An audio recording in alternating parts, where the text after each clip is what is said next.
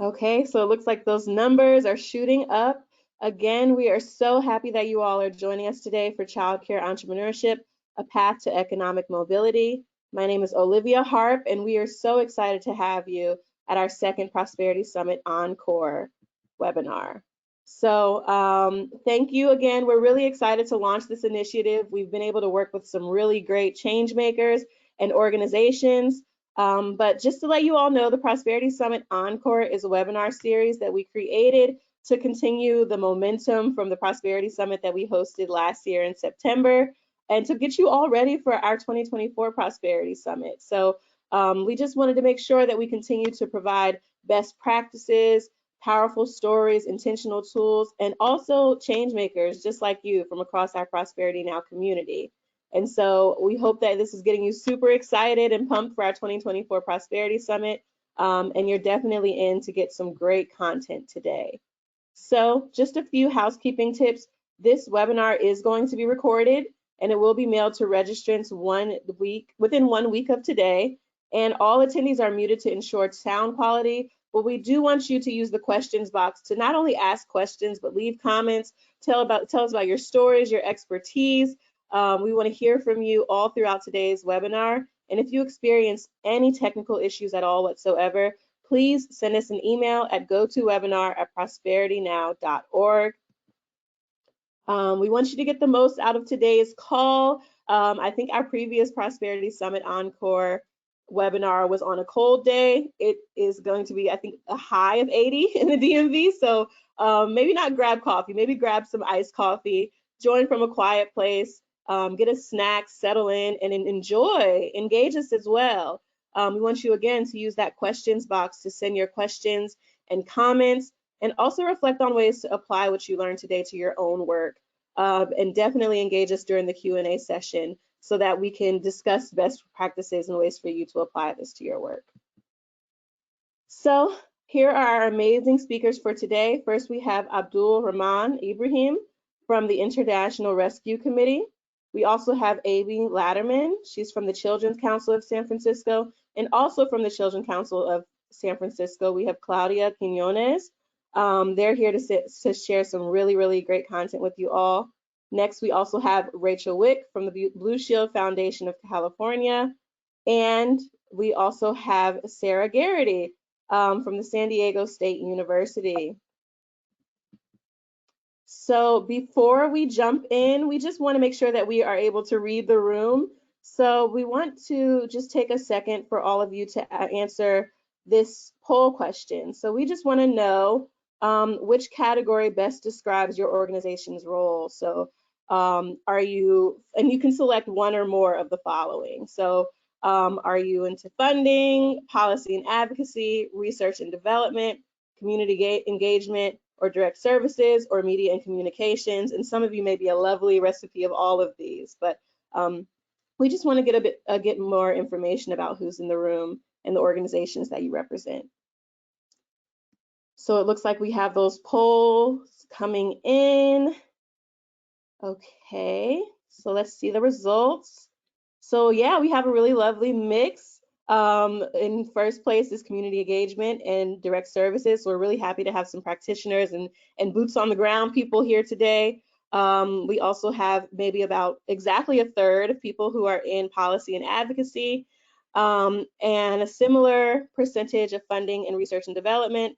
And then we do have a small group that's here for media and communications, but you are all absolutely welcome and needed here today for today's conversation.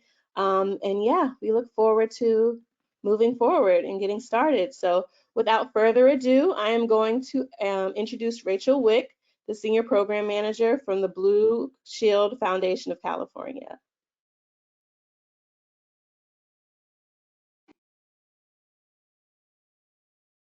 Good morning or good afternoon, everyone, depending on what time zone you're in. Thank you, Olivia and the Prosperity Now team for hosting us today. I'm Rachel Wick. I'm a Senior Program Officer at Blue Shield of California Foundation, and I lead our foundation's work to strengthen economic security and mobility for Californians of color with low incomes, critical to achieving our mission of increasing health equity and ending domestic violence in California. One of the key priorities in our economic security work is to increase wages, benefits, and job quality for care workers, those who are on the front lines caring for our children, for older adults, and people with disabilities. We all know that care workers are truly the backbone of our families and our economy. Their work is what makes all other work possible, allowing us to remain in the workforce knowing that our loved ones are cared for. And yet we also know that care workers experience deep inequities by race, gender, income and wealth, and health. 9 out of 10 caregivers are women, predominantly Black, Latinx, Asian, and immigrant women. And despite the important role they play, they are often undervalued, underpaid, earning on average just $11 or $12 an hour, and lack access to basic benefits like health insurance and paid sick leave. Today, our conversation will focus on family childcare providers who are starting up and leading childcare businesses out of their homes at a time when those businesses are desperately needed. These women are entrepreneurs and small business owners, in addition to being child developers. But far too often, we don't invest in them to build their skills and provide the supports they need to run thriving businesses. Today, we're going to hear from two fantastic organizations that have stepped up to innovate in this area, developing and implementing programs and supports to help childcare entrepreneurs, predominantly women of color and immigrant women, launch and grow their businesses. We're also going to hear how these two programs have been evaluated to demonstrate their impact. By focusing on women of color and immigrant women, one of the exciting outcomes is that they are increasing access to culturally appropriate care for families, supporting the economic security and health of many families of color. I'm so excited for you to hear about these programs today and the impact they're having on the communities they serve. To start us off, I'm going to play a quick video clip featuring a childcare entrepreneur who has benefited from the program at the Children's Council of San Francisco. And then I'll turn to Amy Latterman and Abdul Rahman Ibrahim to share more about their programs.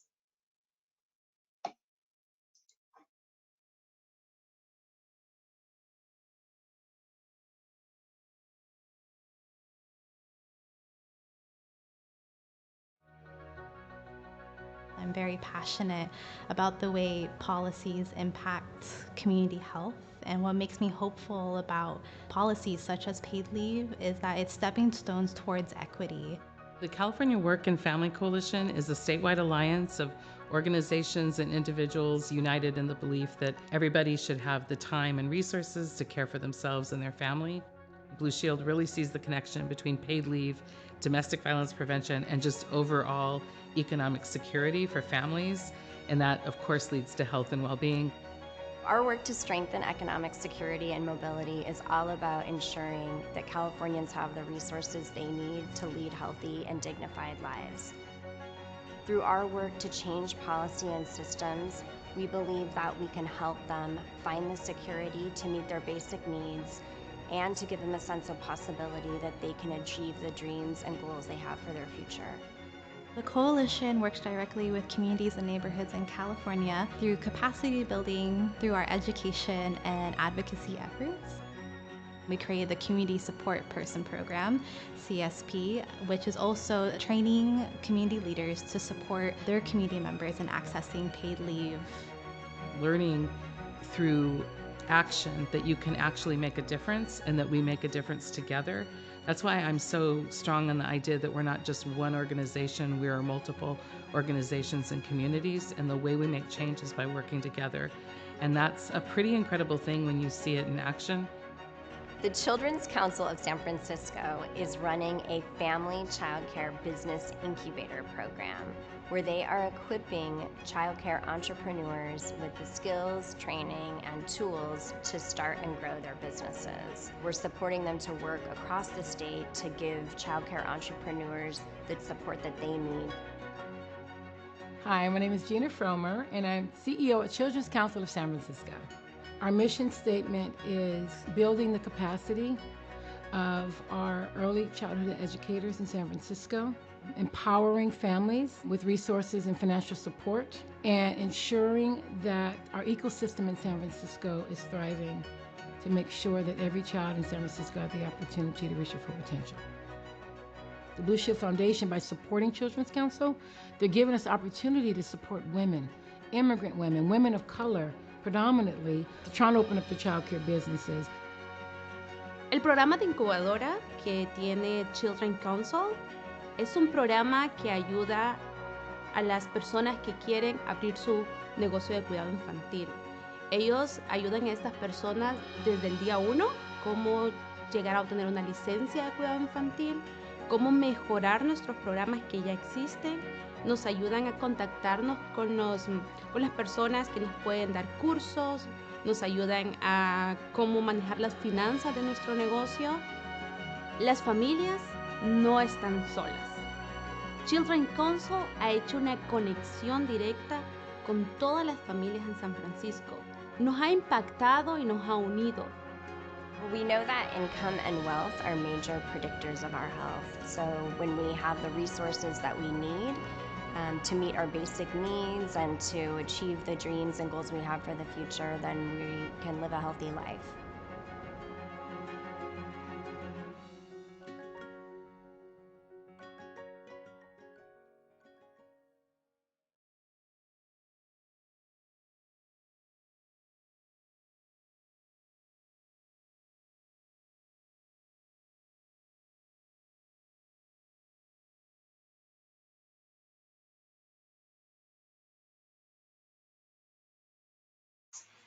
Thank you. My name is Amy Latterman. I'm the Chief Advancement Officer here at Children's Council. I wanted to start by thanking Prosperity Now, the Blue Shield of California Foundation, and our partners in San Diego that we've been working with on this concept for more than a couple of years now to really get our work going in this space. It's been a wonderful partnership, and we're really excited to be here today to talk about the impact of the work that we're having. You heard Dr. Firmer mention our mission statement, and that at the core of our work for many decades has been building the capability of early educators. Educators like Margie Stokes, and you see her there in her quote.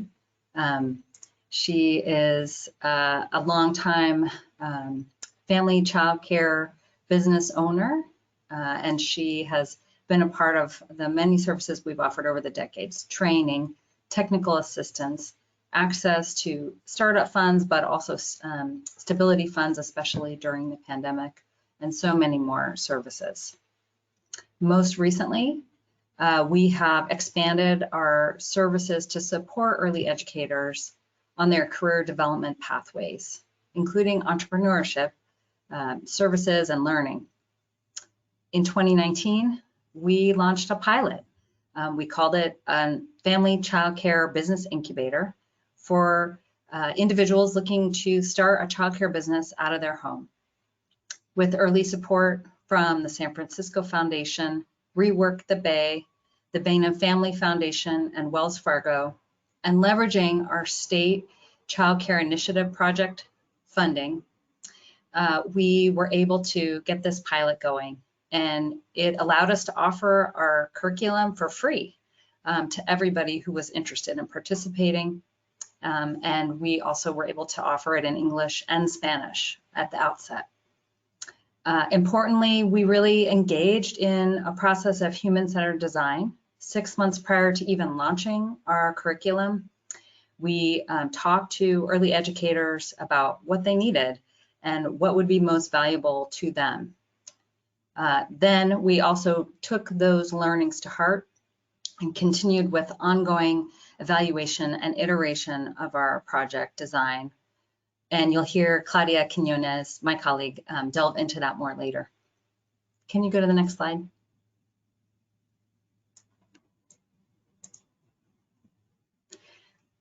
So now that led us to that human-centered design led us to understand that we needed to talk more holistically about the services that we're offering to early educators. We created what we now call the BizNest suite of services. It's an umbrella marketing approach and has helped us communicate to our community that there's a lot more they can engage in with Children's Council to build and grow their business.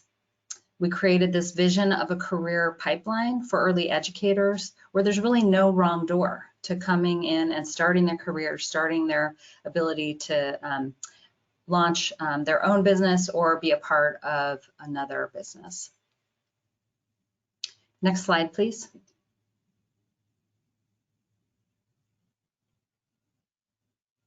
So the Family Childcare Business Incubator is now well established.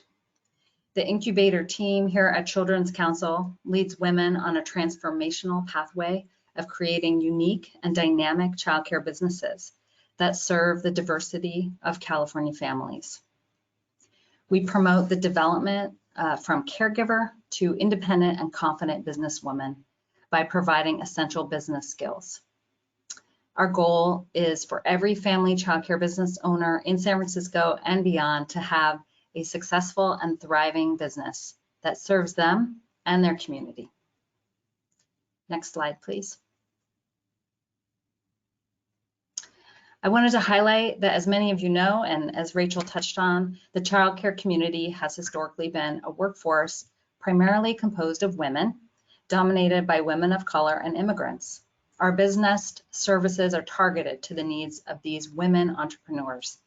Jackie's story here is a prime example.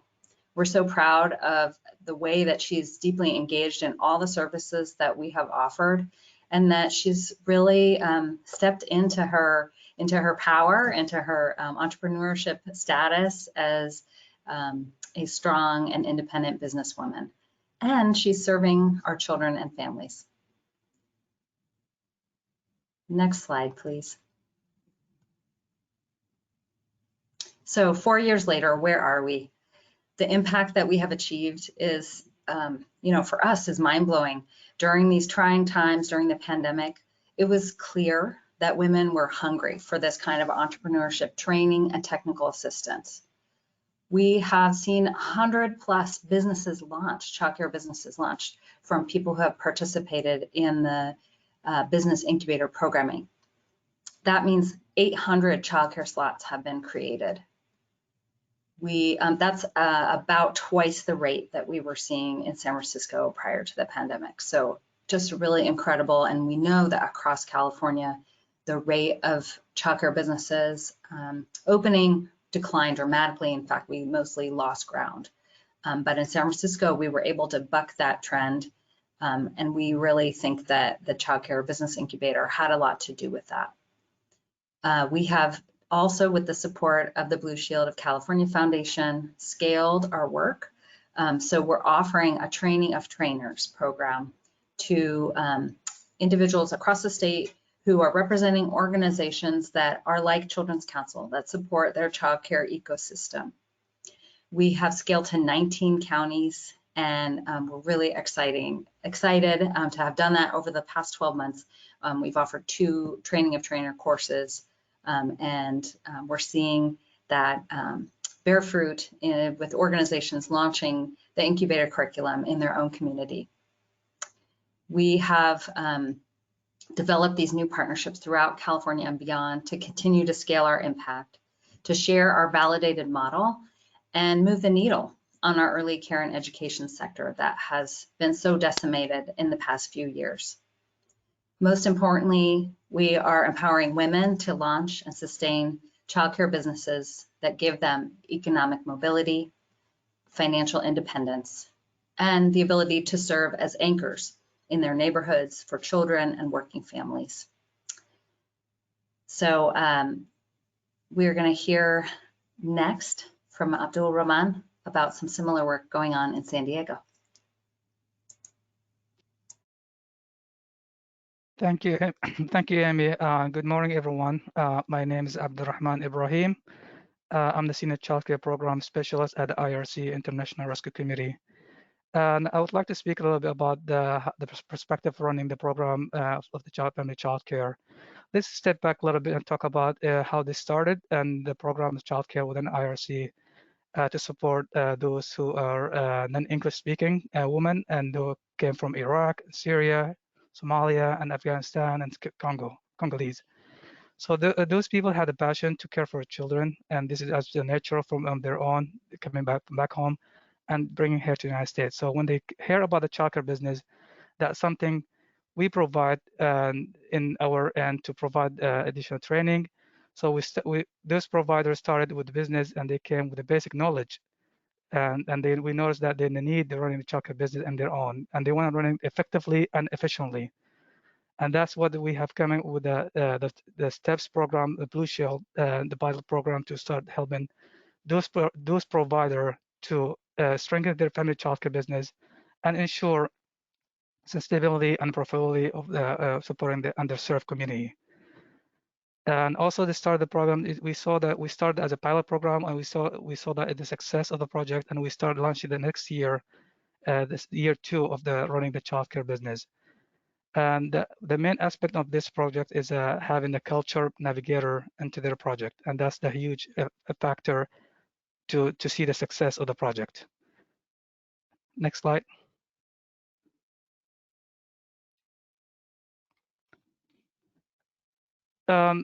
So this is when we start the project, and then we come up with a curriculum that to align with the needs of the community. So we launched the 14 weeks of training, and that helps to address a lot of needs of the to success of the Jared chocolate business. So we've seen a lot of notice of significant improvement when they complete the training, which we launched of the way that we did the pre and post. The pre and post, we gain the knowledge, and we seen how much they gain in knowledge to success and their learning in each aspect of the training. This the training and the all service provided in the main language. That's the huge key of the success of the project. They need of the provider to overcome with their barriers. So with that said, we do an ongoing technical assistance. We bearing with each provider with their language need, and that helping the culture navigator to address the needs they have with filing or needing or doing anything that to do with your business. Development skills, knowledge, accessing the childcare business, such as credit building and grant application, all this that not been addressed or not been knowing by their providers. But with this training, that strengthening the childcare business curriculum will help them to build a credit and also to know what the grants application out there and how they to organize their bookkeeping and so forth. There's a lot of this that has been taught during the curriculum, and that kind of like overcome the barrier. Also, we developed the personal's one year family childcare business and business plan, and that's they further to increase their revenue and also the quality of their childcare business. And that's something it's been added to the curriculum, because when we add that to the curriculum, they have now having goal and a vision and how they can run their business effectively and also in long term, and that's helped them to scale out and when they have started and the year after. Learn how to navigate the childcare challenges associated with owning childcare business. There's a lot of strategy have been tackled down during their running the business, and that's something we've seen from the provider. And they have a fear to approaching a certain area, and that kind of like we show them the technique and strategy that help them to tackle these barriers. In other side, the family, they have seen the trusted when they see in this provider to improve and they strengthen their business. They have coming close to build the relationship with them when they working closely with those who has knowledge of their chocolate business. Also, the provider enrolled in the food nutrition program, so that's something we've seen a lot of ensure their children having healthy meal during the care. Provider also provide culturally and linguistically responsive care and education to their children in their early years that by providing them child development classes. And this is also have been seen how the children respond to that before they enter in the school year. All that in the result, we noticed that the provider were able to expand their business by enrolling more kids and also increasing their home income, and they become the household main source on their family. And that's a huge success we have seen when they entering this pilot program and then learning a lot of skills apply to their business. I'm gonna pass that to next presenter, Rachel. Thank you. Thank you all.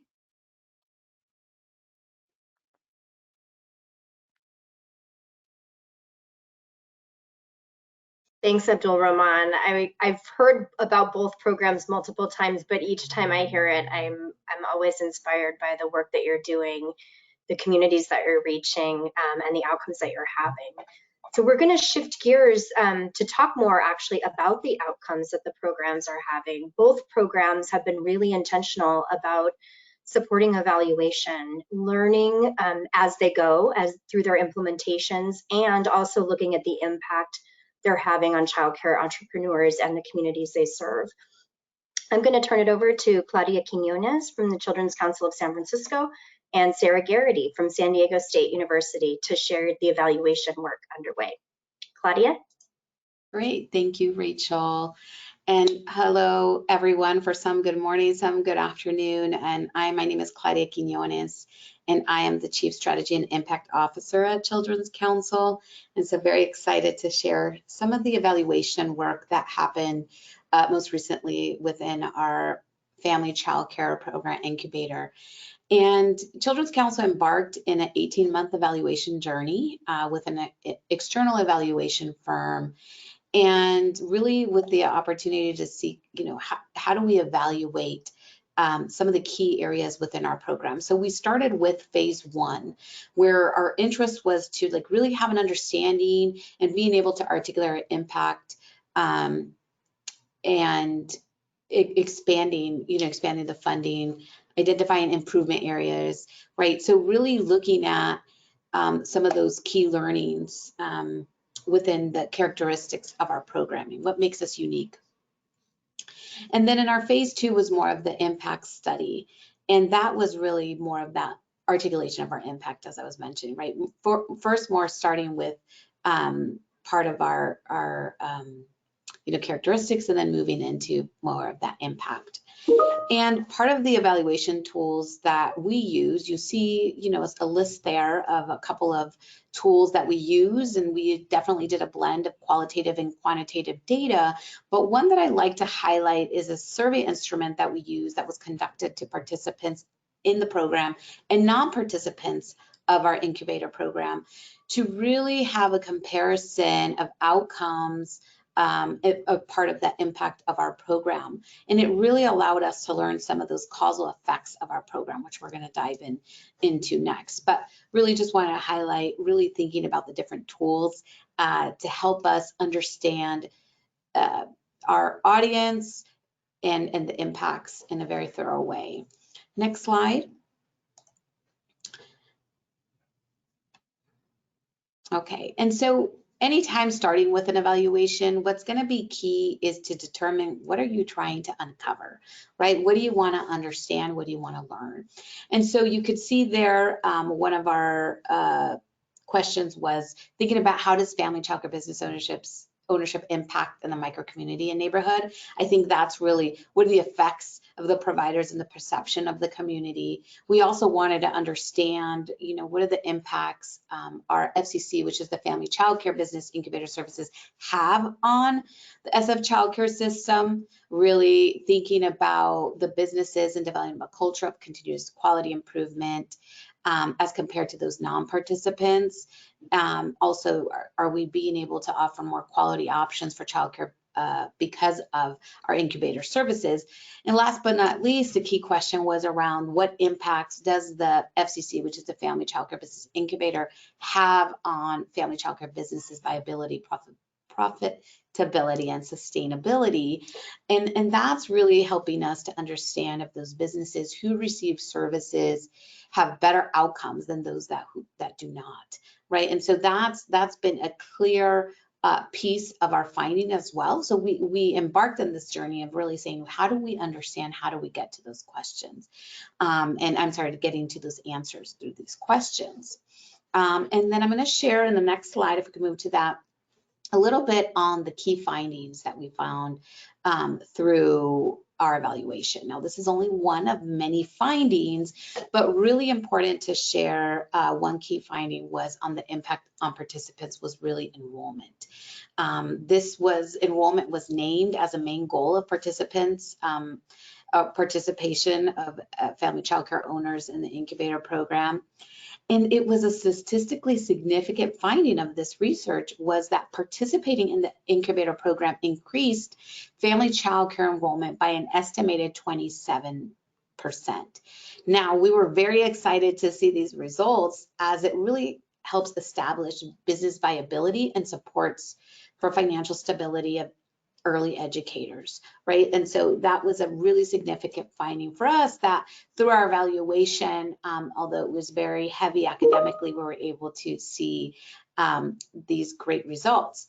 Now, we know that the skills that led to this change included improved outreach and enrollment processes, new marketing skills for communicating the value of the unique services our early educators provide, amongst other competencies gained in the incubator workshops and the intersections that we have and the engagements that we have, right? So part of this evaluation not only gave us a result of, a specific measurement, but also we were able to learn about what are those key factors that influence that and that were correlated to that. So that was really exciting for us. Now, with these learnings of our program allows us to articulate actually an evidence-based statistic that confirms a key value of our service. It also is a great leverage for our recruitment for new early educators wanting to join the field.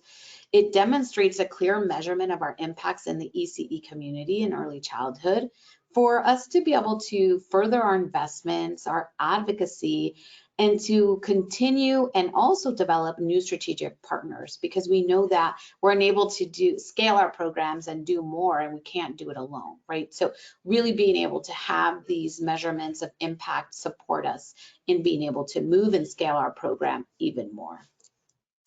And I will move on to just the last slide and just thinking a little bit around, sorry, I'll see that that's a little bit delayed. So we'll move on to the next slide, but that's a little bit of what I mentioned. I'd like to just highlight a little bit on the evaluation tips, and feel free, person moving the slides, to just put them all out there. I'm not going to mention them one by one, but really wanting to highlight that what worked for us as an organization. I think we are, somewhat new to evaluation. We're privileged that we do have a research data evaluation team, most recently a small but mighty team.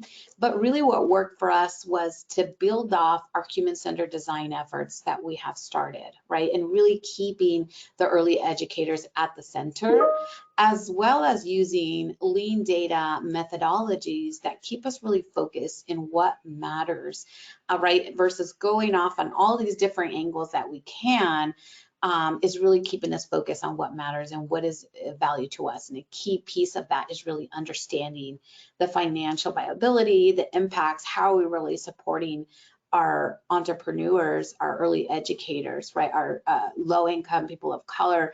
How are we actually really supporting them in creating a business that is sustainable and really making the impacts that they're looking for?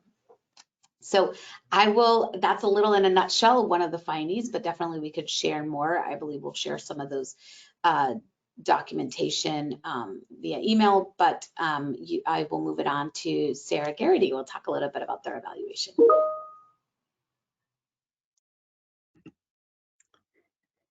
Thank you, Claudia. I'm Sarah Garrity, and I'm from San Diego State. I'm a professor in child and family development, and I'm also a co-director for the Center of Excellence in Early Development.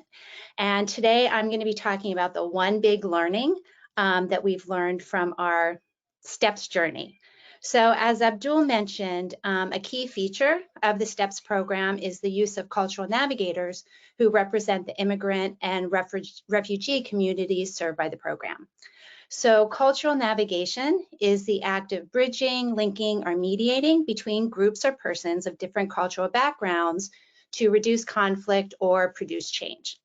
And importantly, the goal is not to promote assimilation or integration, but to encourage cultural understanding between social service agencies and individuals and groups from diverse cultural communities.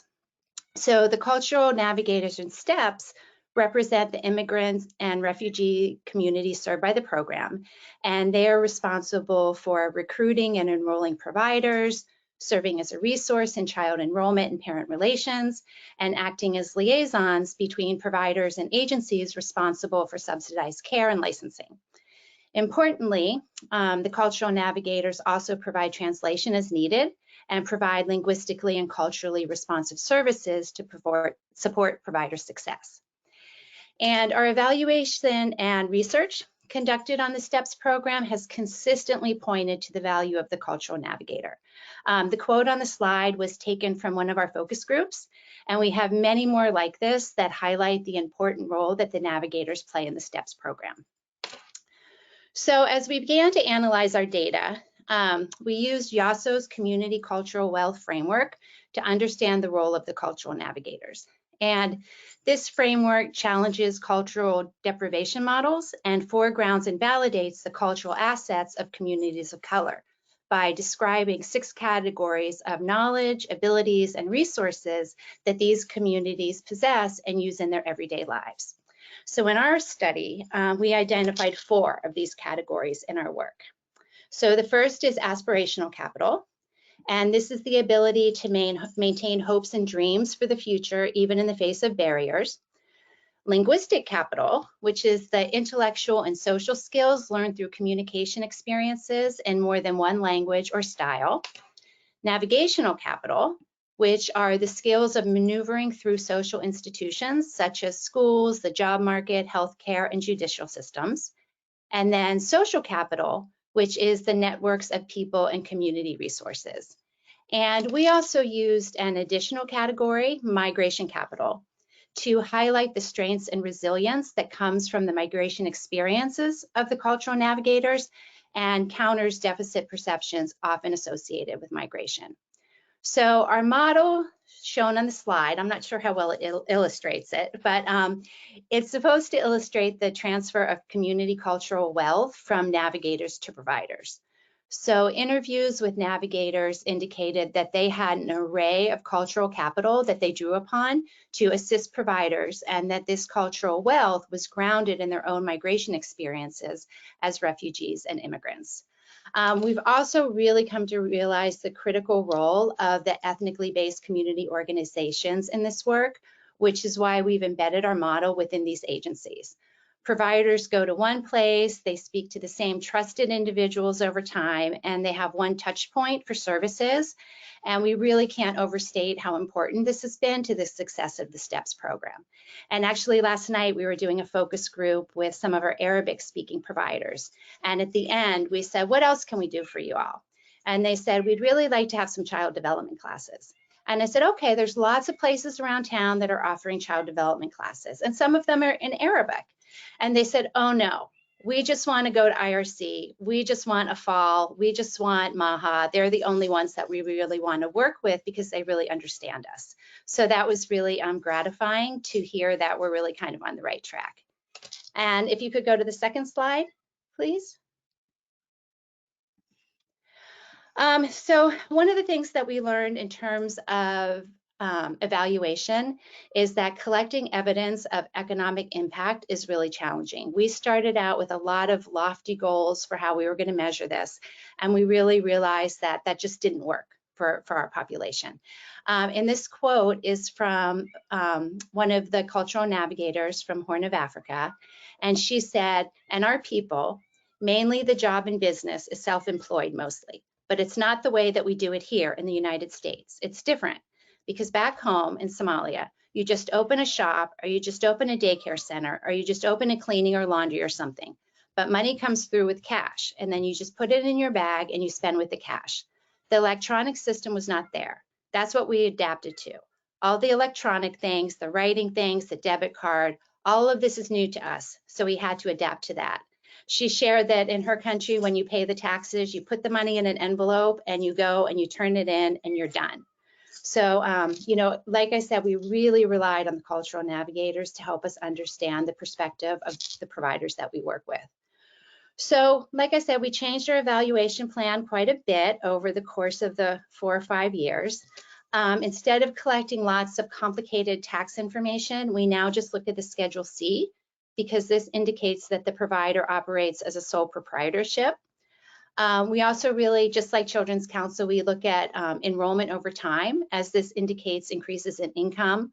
We're also looking at changes in enrollment capacity. So maybe they went from a license for 8 providers to a license for 8 children to a license for 14 children. How many children are actually enrolled?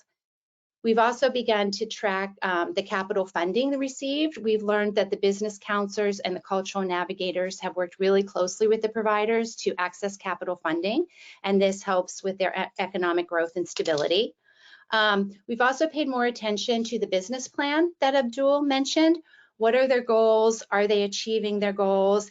How can we help them achieve the goals? So we know of one cultural navigator who drove the provider to the bank to open up a checking account, because in order to have a business, you need to have a checking account. So I think, like my colleagues in San Francisco said, it's a lot of qualitative and quantitative data that we're collecting. We're also piloting a business checklist, and this actually came from one of the cultural navigators. She said, I have an idea, let's do this checklist. And we said, sure. And the checklist lists items and tasks needed to have a business. So do they have a bank account? All the different things that they need in order to have a sustainable business. We're also starting to look at, do the children attend full-time? Do they attend part-time? We also really want to review Schedule Cs over time to see if income is increasing. And I think I might be running out of time, but I do want to say a shout out to my colleague Abdul. It's been a pleasure working with you these 4 years, and I just want to acknowledge Blue Shield for giving us the funding that's allowed us to engage in the research that we're doing. So thank you all very much.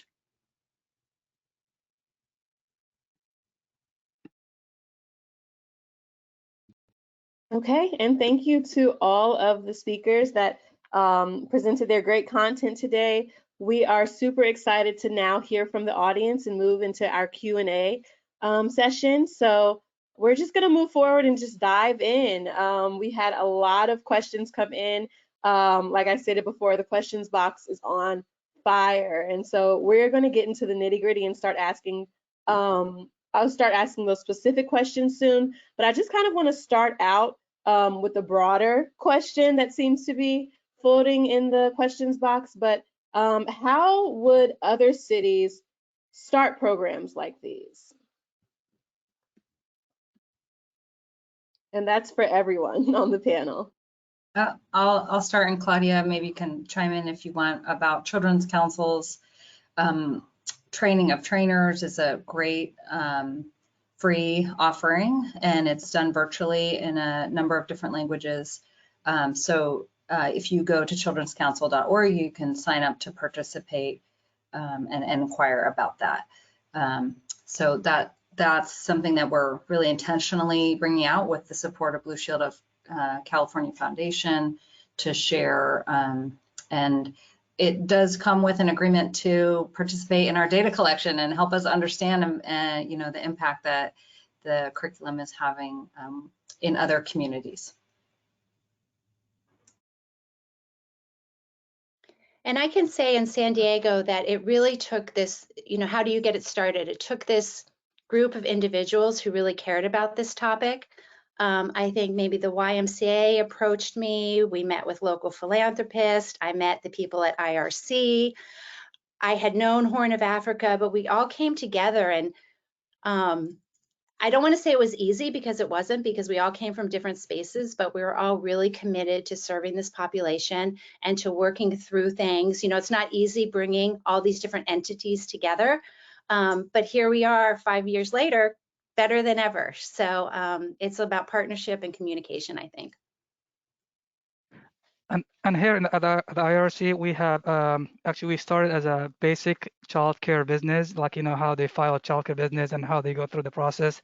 And then we've seen that there's a lot of need to elevate their business to the second level, to the higher for income and being sustainable for the business. So we've seen that through the focus group, and they asking how to can improve their business. And that's something that you came to the looking for different funding and different resources to connect with other partner like Blue Shield, how to have that kind of curriculum to improve their business as well.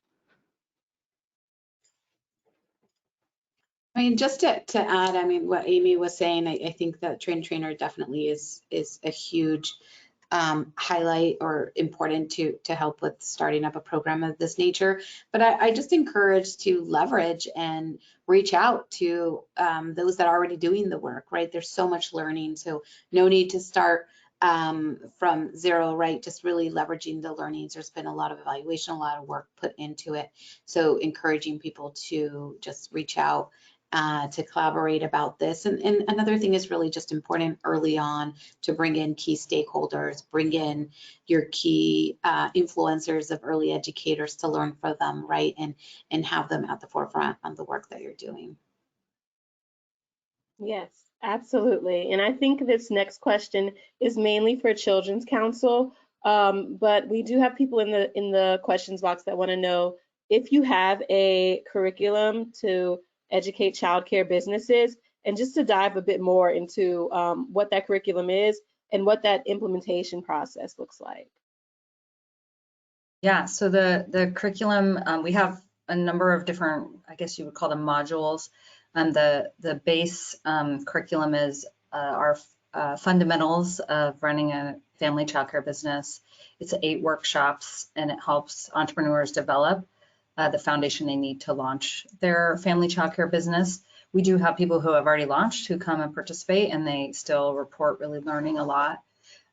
We explore everything from creating a curriculum to learning how to keep records to filing taxes or marketing your business. So topics are designing their unique program, and that, you know, that really also helps individuals think about what is their unique program going to be, and how are they going to own that, develop it, and market it. And what is their niche going to be, and how do they think about that in terms of, you know, a competitive market. We talk about activities and curriculum design, as mentioned, creating their best environment, you know, connecting that to the quality standards. We tell them how to, options for marketing their business, and they make a plan for that. We talk about contracts and policies that relate directly to the next topic, which is communication with families. And then we talk about business finances and preparing business taxes. A lot of this curriculum we developed after exploring other entrepreneurship curriculum that was available and deciding that it wasn't quite a fit for our community. And then we decided, you know, we really need to develop original content. We engaged with a lot of other partners in our strong San Francisco community, and we're able to add layers into the programming. For example, we're working with IRC up here to get some of our credit building and financial wellness curriculum in for later modules. Okay, yeah, thank you.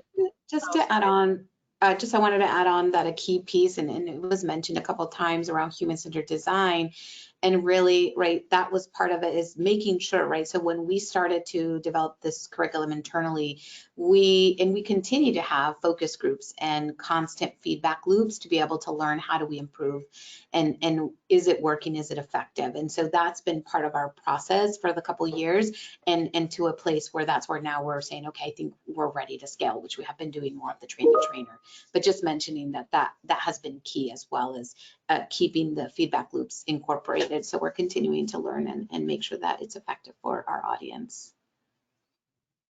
Okay, great. And thank you for that. We also do have some questions about the actual operations of a business. So as we know, any business has risks.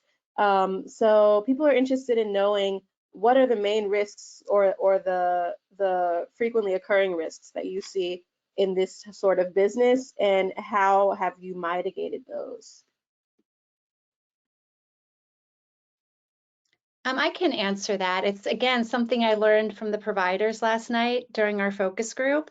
They were concerned about, during the marketing class, when they learned about how to market the business, they were really concerned about having their address out there, maybe their telephone number that anybody could access. And honestly, I hadn't never thought about that before, but of course that's a risk and that's something that's scary. So IRC developed a special training to respond to that concern, where they talked about safety and how to protect your identity and things like that. So another thing, unfortunately, a risk that the providers face is racism.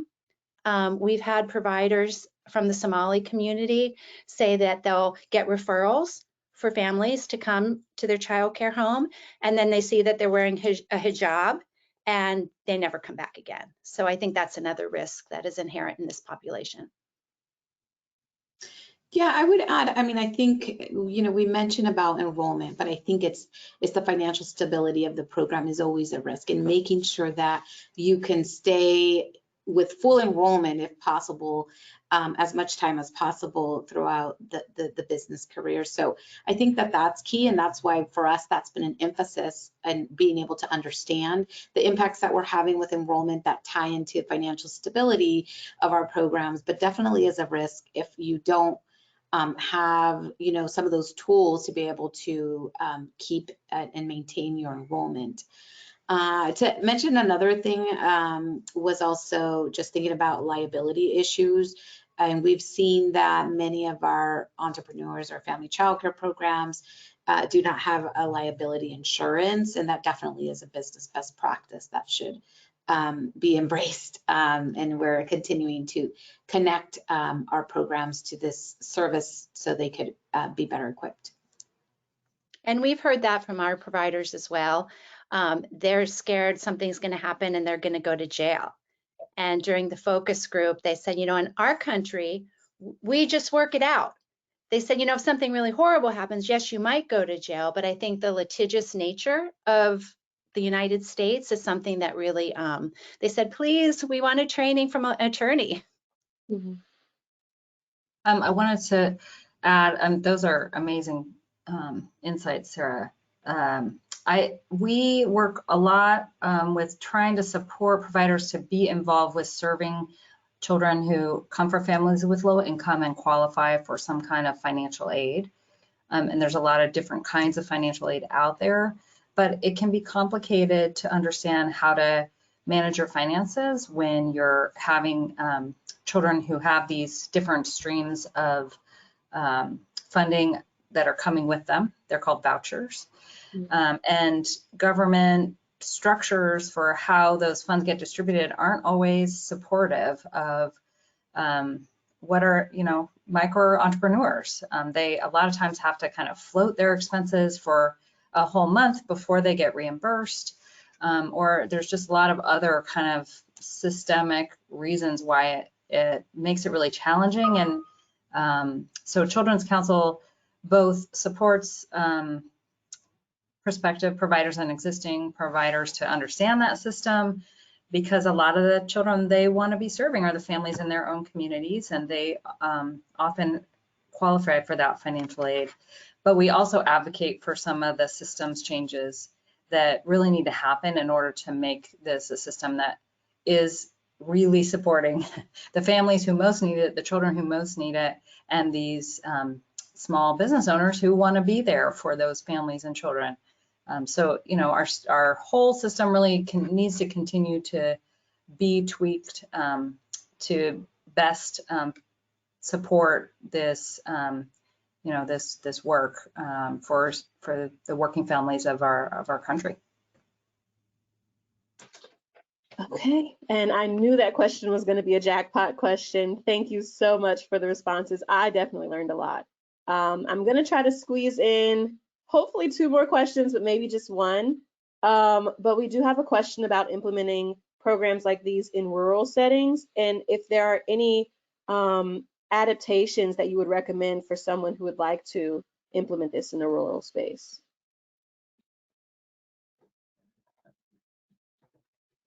I don't have any recommendations.